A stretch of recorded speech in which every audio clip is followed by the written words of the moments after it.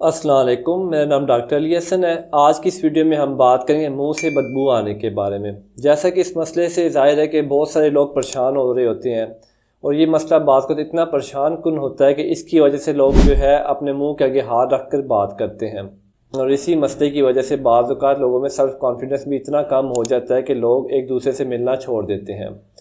यहाँ तक होता है कि लोग पार्टीज़ में, शादी ब्याह पे, कहीं पे भी जाना छोड़ देते हैं सिर्फ इसी वजह से कि उनकी स्मेल की वजह से उन्हें शर्मिंदगी उठानी पड़ेगी। ये कोई मसले का हल नहीं है कि आप अगर घर में बैठ जाएंगे तो इससे मसले का हल निकल आएगा, ऐसा कुछ भी नहीं होने वाला।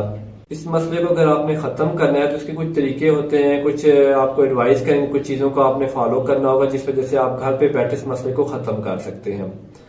तो देखिए, सबसे पहले तो आपने ये करना है कि आप कोशिश करें कि अपने मुंह की अच्छे से सफाई रखें, जिसमें कुछ एक तरीके हैं। जिस तरह सबसे पहले हम बात करते हैं मुंह की हाइजीन जो है, सबसे पहले हम दांतों के ऊपर आते हैं।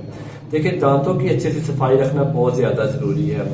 आप रेगुलरली कोशिश करें कि दांतों को दिन में 2 बार, सुबह और शाम को टूथ ब्रश करें। और इस तरह ये है कि जब आप सुबह एक दफ़ा टूथ ब्रश कर लें, एक दफ़ा आप रात को सोने से पहले कर लिया करें। टूथ ब्रश को फ्रिक्वेंटली जो है चेंज करना बहुत ज़्यादा ज़रूरी होता है। दांतों का फ्लॉस करना भी बहुत ज़्यादा ज़रूरी है। टूथ ब्रश के जो फ्रिक्वेंटली चेंज करना ये भी बहुत ज़्यादा ज़रूरी है। अच्छा, अक्सर लोग जो होते हैं वो क्या करते हैं कि उनके ज़हन में एक ही चीज़ होती है कि जी दांतों की सफाई करना बहुत ज़्यादा ज़रूरी है, दांतों पर ही वो फोकस करते हैं। लेकिन मुंह की हाइजीन जो है, मुंह की सफाई में सिर्फ दांत नहीं आते, इसके अलावा आपको चाहिए कि आप दांतों के साथ साथ अपनी जो ज़ुबान है इसकी भी अच्छे से सफाई रखा करें। ज़ुबान की सफाई करना भी बहुत ज़्यादा ज़रूरी है।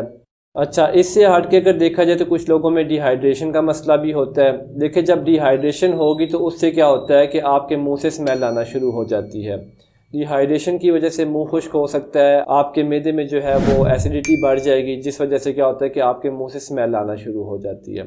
तो कोशिश किया करें कि अपने अंदर पानी की कमी ना होने दें, पानी जो है उसका ज़्यादा से ज़्यादा इंटेक किया करें। तो दांतों की अच्छी सी सफाई रखना, ज़ुबान की सफाई रखना और डिहाइड्रेशन ना होने देना, पानी का वाफर मिकदार में इस्तेमाल करना, ये चंद एक चीज़ें हैं जिसे आप करके, इन्हें फॉलो करके आप काफ़ी हद तक अपनी बैड ब्रेथ को कंट्रोल कर सकते हैं। अच्छा, इससे हट के अगर हम बात करें तो और भी बहुत सारी रीज़न्स होती हैं।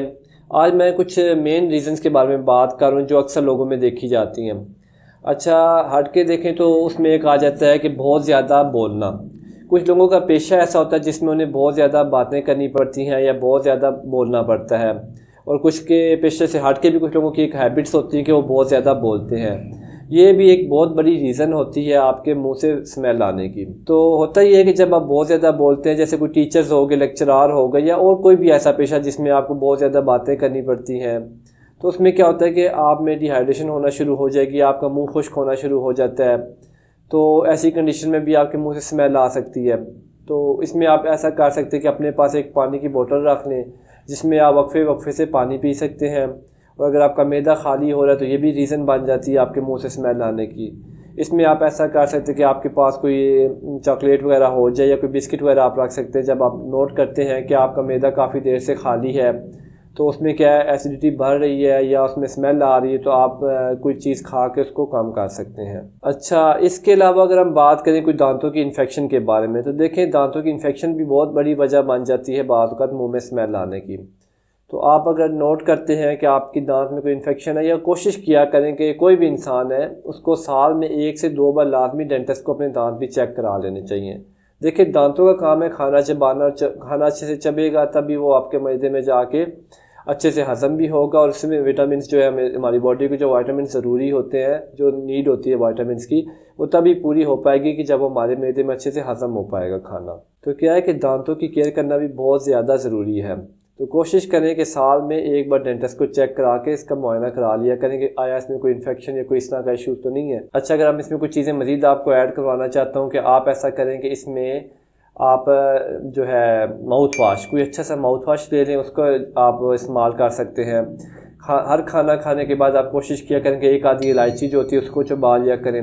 इलायची से भी बहुत फ़ायदा होता है। उससे क्या होता है कि अगर आप एक दाना उसका इस्तेमाल करते हैं तो ना सिर्फ उससे खाना हज़म होता है, बल्कि उससे आपके मुंह की जो स्मेल है वो भी ख़त्म हो जाती है।